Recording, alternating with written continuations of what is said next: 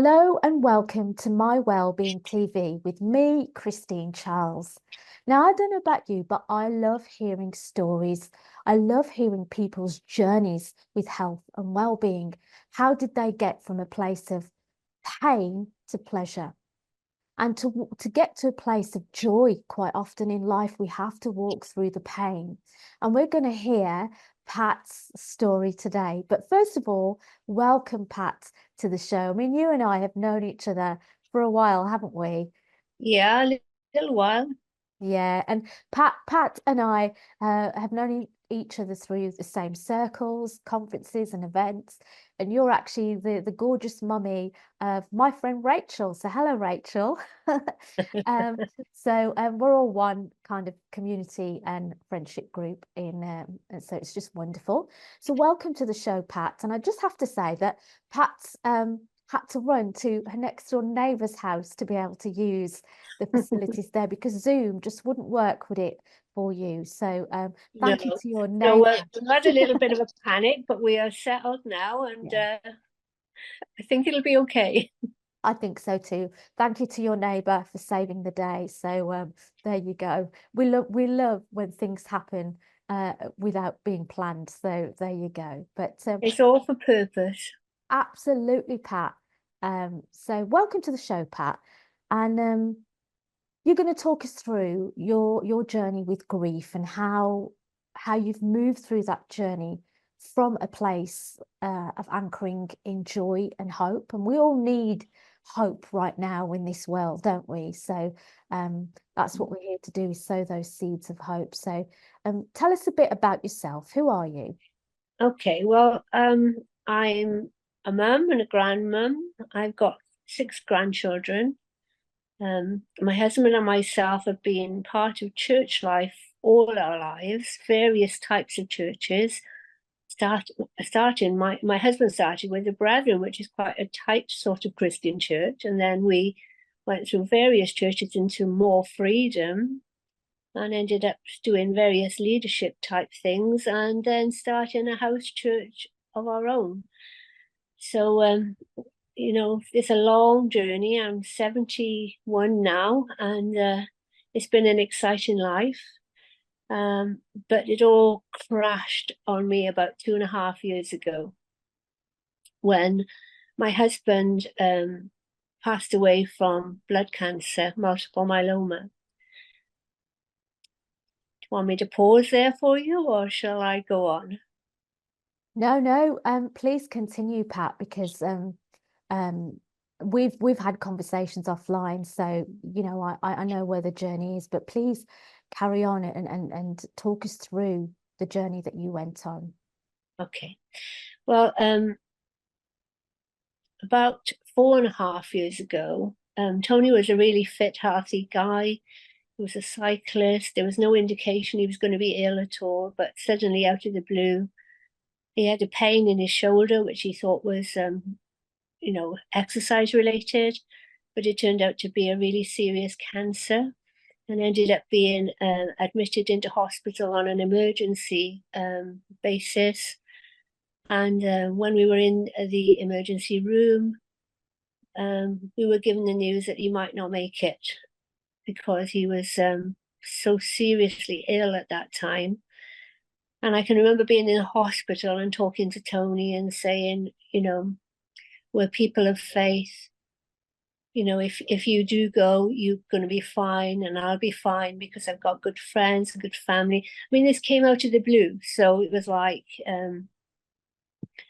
how on earth did we find ourselves in this situation? It's a crazy, crazy time. So we went through some horrible times in our next couple of days because the multiple myeloma cancer had actually eaten through Tony's spine and his neck. So his neck was broken. And so he had to have a neck brace and was lying flat out in hospital for a period of time. And I remember at that time us saying, lots of people were praying for him, and we were saying, well, this could be it. This could be the end for you on this earth. Um, but if God gives us more time, that would be great. So they started him on chemo and all the treatments and radiotherapy. And the upshot of that was that he did start to recover. It was very slow, and he had to sort of get his strength back and all that. But not long after that, we went into COVID. So his recovery was through COVID. And then anybody who's done a cancer journey will know it's like a roller coaster, because you get the treatment and then you see how it works. You have to see the consultant once a month, and it's like, hooray, it's going down, or boo, it's not working. And so you just get on this roller coaster and don't quite know where you're going to end up. So I am so blessed that we had 2 years together like that. And during those 2 years, we did lots of lovely things. We knew from the start that it was a terminal illness. And so you can imagine what it was like living with that. And all the decisions about our lives we had to make during that time, and how we had to, deal with it for the kids. We got 2 grown-up children, and, devastating news for them too. And then after 2 years, the treatments began to fail, and Tony actually passed away in the November of 21. And anybody who has lost a spouse will know that you don't just lose the person, you actually lose your life, your future, your way of life. Everything just goes in a moment. So you find yourself in this real no man's land, when I can remember sitting in my living room and thinking, I don't even know what television programs I want to watch, because it was always, we'll watch this, or shall we watch that? And sometimes he watched sports and so on. But I was sitting there thinking, I don't know what telly programs I like on my own. And so I had to really start from that basis, So that was the beginning of the journey. And as a Christian, I was facing some quite difficult questions at that time, because we had prayed for healing, and obviously that hadn't happened. We had the two years, which was wonderful, but I had to deal with the fact that God had said no to extending his life. He was 72 when he died. And so that challenge was quite significant, because you have to say to yourself, well, how can God let this come into your life when you're trusting him, And it would be easy for me to say, oh yeah, I just got on with it and trusted God, but you don't do that. You do have some serious, deep questions. But God is just amazing. And in spite of everything that happened, there were 2 things that I knew were definite. One, that I still believed that God was there, and 2, that I still believed that God was good. And that was the hard bit. Believing that God is good when you're walking through such a difficult situation, that is where the rubber hits the road. So I sort of made a commitment to myself that whatever happened and however bad it got, I would remind myself that God was still there and God was still good. And those 2 things never changed.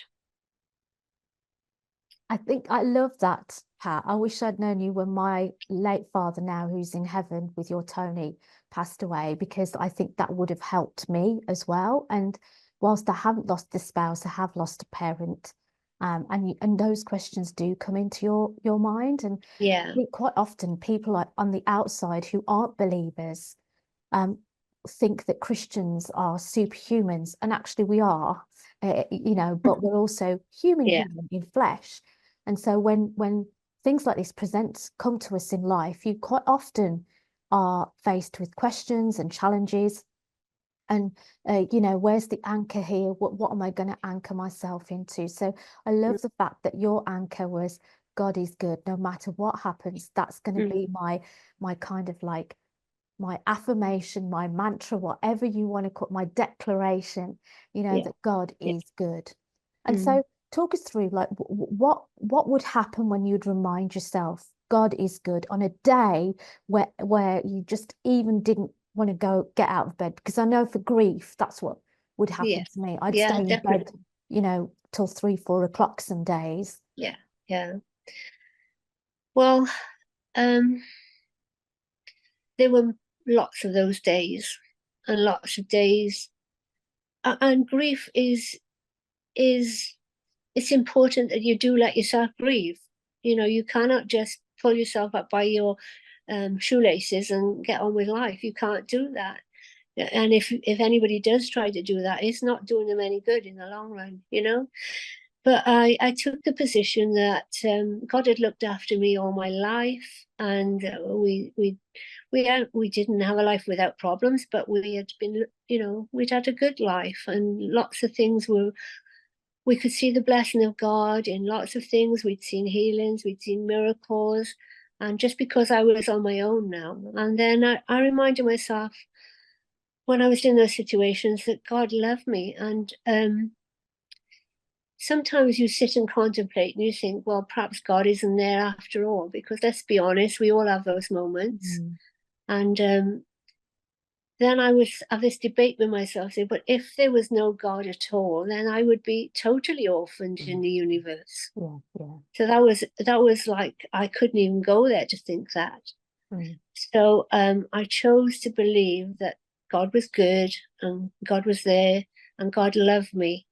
So when things were really, really bad, I would say, okay, God, what's coming next? What's coming next? And no end of times, something would happen, or somebody would appear, or something would change, and it would just almost like demonstrate to me that God was looking out for me. Yeah, yeah. And then as the journey went on, and I began to heal a little bit, I realized that I'd have to move house Mm. because my friends and my daughter's family were about half an hour's drive on a motorway away from me. And I thought, well, I don't want to live my life like that. I want to live so I'm on the doorstep, basically, and I can pop in and out of people. So I decided to move. So that was huge on my own. Yeah. It's a big thing moving when you've got somebody doing it with you. But when you're doing it on your own and you're giving up your family home and Mm. giving up the home where Tony had died and where the family remembered all the memories and everything. So I set out on that journey, and that turned out to be a bit complicated. And I was buying this house, and when you've got a disquiet in your spirit about something, I was thinking the longer it went on, more things were going wrong. And I was thinking, I don't think I've got the right house here. Mm. And I began to worry a little bit. And then God reminded me, he said, every time you've moved in the past, because we have moved quite a lot, did you see a miracle on the move? And I said, yeah, God, I did see a miracle. Every time we moved, there was some sort of miracle. Not always the same one, but always something happened. So I began to pray. I said, okay, God, well, with this move, can I see a miracle? So I rang my solicitor and I said, I'm having second thoughts about the house. I've seen another house. I'll let you know on Monday.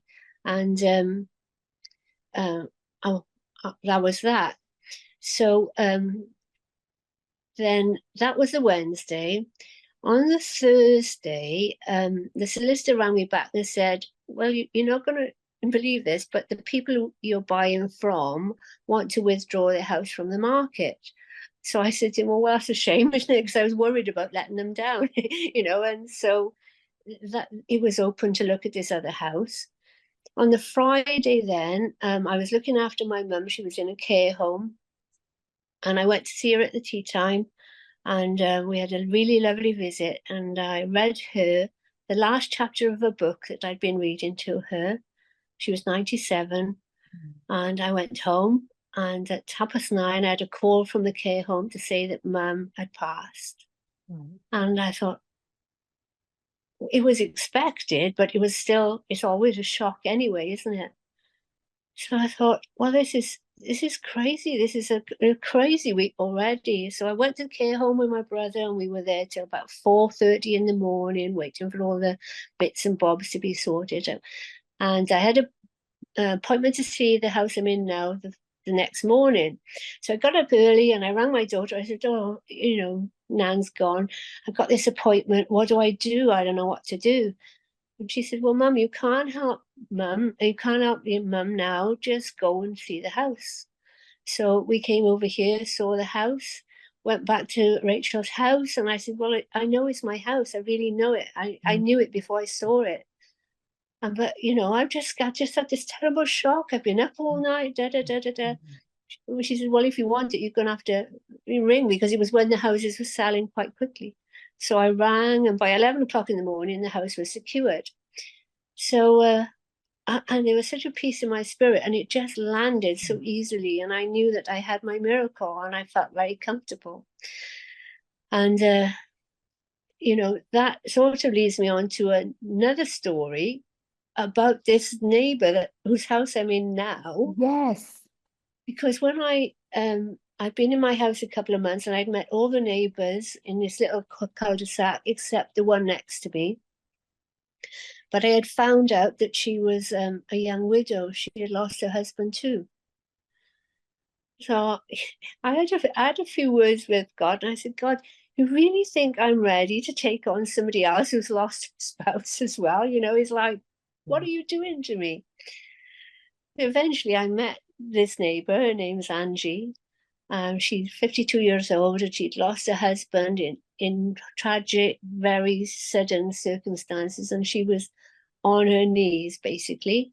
And we met in the garden, and we ended up having a big hug. She's Taiwanese, and that was the start of a beautiful friendship. So much so that she calls me her mum, and I call her my daughter now, just a year on. That's so And we've helped each other on the journey. yeah. So I guess I'm telling you this story to show you how I'm seeing God working in my life day by day and bringing joy in. He knew that I needed somebody. He knew that Angie needed somebody, and he put us next together in houses. It's like mad, isn't it? It is mad. And sometimes you have to take that leap of faith because, you'd been through this massive shock, but you knew you had to act quickly to get this house as well. And I have I have quite a few wise friends, and one of my friends always says that, quite often and I was reading this in the Passion Translation of I think it's John, it was the Bible anyway, where Jesus was stretching, I think it's Philip's faith. And I was like, yeah, that's what happens quite often in the midst of anarchy and chaos, emotionally as well as around us. Quite often God will use that situation to stretch our faith. Yeah. And once this faith is being stretched or has been stretched, that's when you can start to see, okay, that needed to happen so I could get here. And there's a much bigger picture going on as well. And even listening to you, Pat, I'm reminded of certain things about the grief journey that I had to walk through, and it was in the middle of COVID. We weren't allowed to see anyone, so I was grieving literally on my own, some days. And it was hard, it was lonely, but even then God was talking to me, little things, but sometimes I wasn't listening. Yeah. And so, which is okay. He doesn't just meet us where we're at. He loves us where we're at. But there's always a bigger purpose for them, That's right. Yeah, that's right. And we don't understand. I couldn't have planned out what God did in my life. I couldn't have made that happen. But he sees the bigger picture. So over the period of time, it's like 2.5 years since Tony went now, I've come to realize, there's a verse in the Bible that says God looks after the widows and the orphans. Yeah. I've realized that God has a special place in his heart for us, and he likes to surprise us with things. And that's how I came to sort of meet you in a way and get to know you, was one of those little God surprises, wasn't it? Yeah. And shall I tell the story of that? Yeah, I want you to quickly tell that story, but also the car story, if we can get that in, because I think the car story is another kind of surprise that added to your joy. But certainly you and I connected with Rachel last September, didn't we? Conference in Manchester.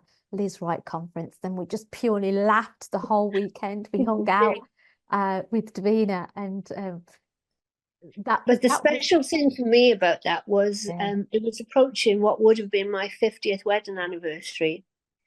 And I was thinking, well, we didn't quite make it. We were about 2 years off that wedding anniversary, but it was a golden wedding anniversary, and I didn't make it. And I was thinking, talking to God and saying, well, it's fine, whatever, I've had 48 happy years, and if we don't celebrate this, that's fine. It's no problem.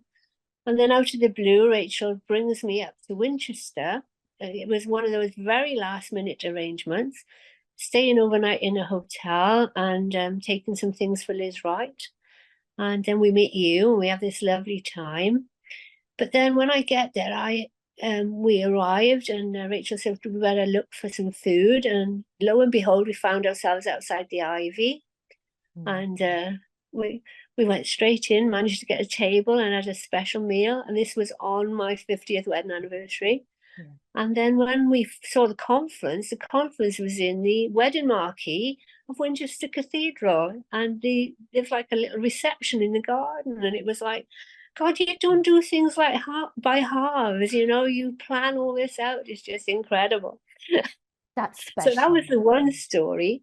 Yeah. And then the car story is a very recent one, really, because I was changing my car and I knew how to change my car, but I was a bit worried about it because it's always been Tony's job changing the car. So I was looking at cars and I more or less decided I wanted a Toyota Yaris hybrid. Went to the garage and there was a grey one there, and I went with my friend and we tried it out. And the car was lovely. And I said to the salesperson, "Well, it's lovely, but I don't want dark grey. I'm for joy. I like colour in my life. I like joy in my life. I'll come back in a couple of days with my son." So went back with my son. "Oh, sorry, the grey car's sold." So I said, "Okay, would you have a look on your database and see if there's a red one anywhere around that I could buy?" So off the little man went and came back with a very strange look on his face.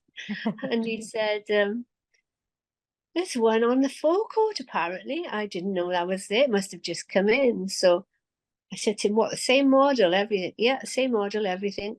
He said, "There it is, right outside the main door." So I went outside, looked at the car, fabulous, red, red car, and looked at the number plate, and it was CF70, which is a Cardiff number, but it was BYW, which in Welsh means live. And I knew in that instant God was just saying to me, live. Just live, just enjoy your life, because I'm looking after even the color of your car. There's so much joy to be had around it. So I am living my life now, looking for the joy, and where you look for it, it comes. It just manifests around you. And I love the fact, I'm going to go back to what you said before, Pat, where you said in that period of grief, you anchored yourself in, no matter what happens, God is good. Yeah. And Yeah. it has been every single day. I'm telling you, even my mom, since becoming a widow, the amount of favor on her life, and people go out of their way to be extra kind. But as a children, we're still going, huh? We are here. But obviously, like, in a joking way. But he has an absolute special place in his heart for widows. I've noticed that.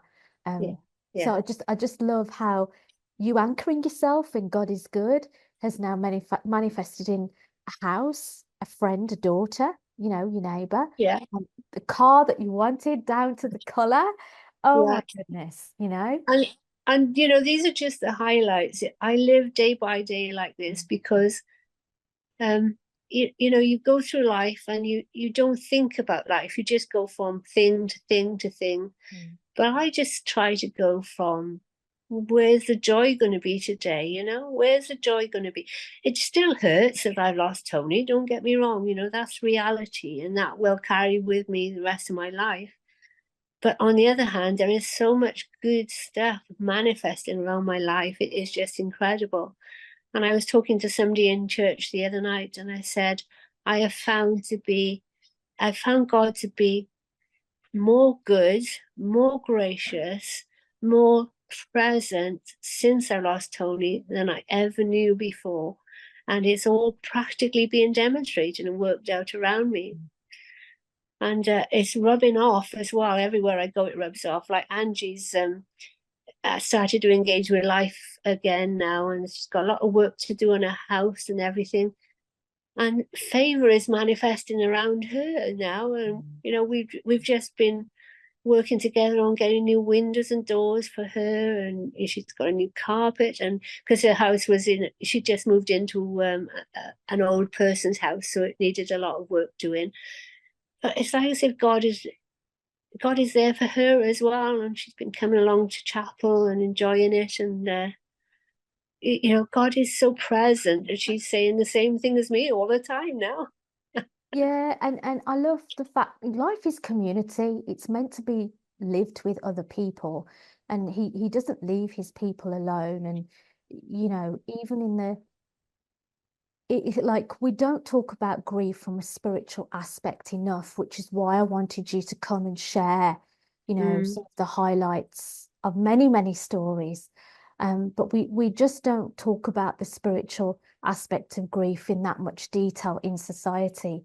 And so I just love the fact that you've anchored yourself, not just in Also, words, but also if there's time, I'll say another thing yeah, really. I think in the journey through life, it's almost as if we have an expectation that things will go right in our lives. And that's a good expectation to have, because that's the way faith works in your life anyway. But God challenged me on that when I lost Tony, and I found I had to go to where I call a secret place, a place within myself, and I had to sort of I pictured myself, if you like, just prostrate on the floor before God and said, God, you've taken the most precious thing, one of the most precious things in my life, and I lay that down before you because I surrender my rights to you. Now, if you don't have faith, you might have trouble understanding that, but there's this very deep moment, like an interchange where there was like a deep surrender to what God had for my life. And I knew at that moment that from that moment on, what God had for my life was going to be my priority.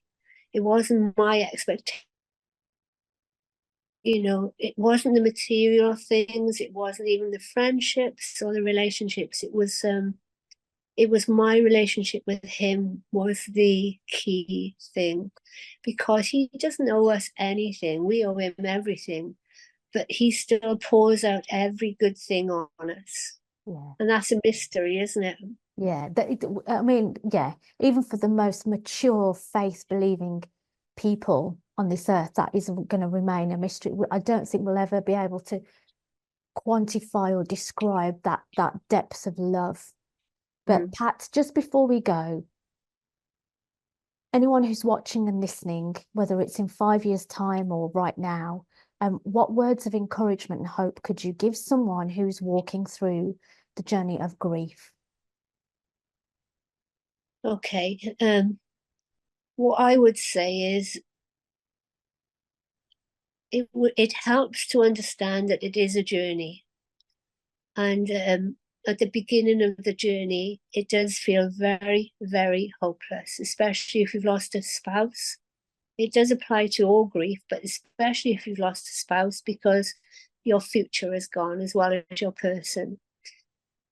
So expect a bumpy ride and grieve. Let yourself cry. Let yourself grieve. Let yourself be angry. Let yourself be sad, because your body needs that, your soul needs that, your whole being needs that. But have the expectation that the journey will get better. Now, people have said to me, time heals, and that's so trite. You can't lock into it at the time. But my thought is, if you think of it as climbing a mountain almost. And it's the sort of mountain is very steep to begin with, but eases off as you go. And you think it's never going to end. But one day you find yourself smiling about something. And first of all, you think, oh, I smile. That's crazy, you know? And then you find one day you'll find you're happy. And you think, gosh, I'm happy for a moment. That's surprising.